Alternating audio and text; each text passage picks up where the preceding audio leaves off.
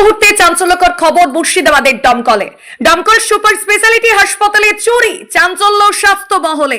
মুর্শিদাবাদ জেলার দমকল মহকুমা সুপার স্পেশালিটি হাসপাতালে চুরির ঘটনায় ব্যাপক চাঞ্চল্য ছড়িয়েছে। হাসপাতালের অপারেশন থিয়েটার ওটি থেকে কয়েক লক্ষ টাকার মূল্যবান চিকিৎসা সরঞ্জাম চুরি হয়ে গিয়েছে বলে প্রাথমিকভাবে জানা গেছে। ঘটনার খবর ছড়িয়ে পড়তেই হাসপাতালে ছুটে আসেন দমকলের এসডিপিও শুভম বাজাজ আইপিএস এবং দমকল থানার আইসি পার্থ সারথী মজুমদার।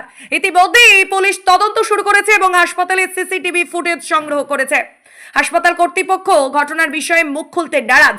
সুপার জানান, আমরা থানায় লিখিত অভিযোগ জানিয়েছি, তদন্ত চলছে। তবে হাসপাতালের ভেতরে কড়া নিরাপত্তা থাকা সত্ত্বেও কিভাবে অপারেশন থিয়েটার থেকে চুরি হলো তা নিয়ে উঠছে একাধিক প্রশ্ন। স্থানীয়দের অভিযোগ, এই চুরি সম্ভবত হাসপাতালের ভেতরের কারো সহযোগিতা ছাড়া সম্ভব নয়।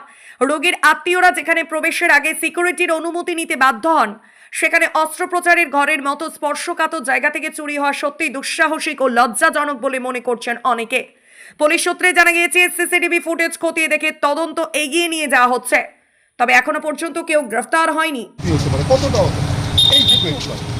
সেটা এখনো বলতে পারছি না, সুপার সাহেব তো প্রথম থেকে অসহযোগিতা করছেন। যখনই আসছেন ইনভেস্টিগেশনে তখনই হাসপাতাল থেকে চলে যাচ্ছেন বা কোথায় ব্যস্ত বলছেন।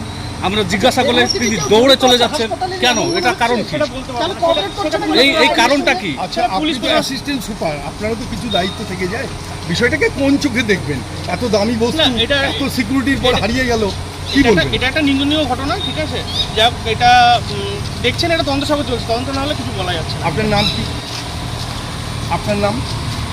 সন্দীপ। তদন্ত সাপেক্ষে চলছে, সুপার জানে। সুপার অলরেডি এফআইআর করেছেন। পুলিশ প্রশাসন আনুমানিক কত টাকার সরঞ্জাম চুরি হয়েছে বলে মনে হচ্ছে? সেটা এখনো বলতে পারছি না, তদন্ত সাপেক্ষে চলছে। তদন্ত হোক। আমরা হচ্ছে সুপার প্রাথমিক তদন্তে জানা যাচ্ছে 45 লক্ষ হতে পারে। এটা নিয়ে কি বলবেন?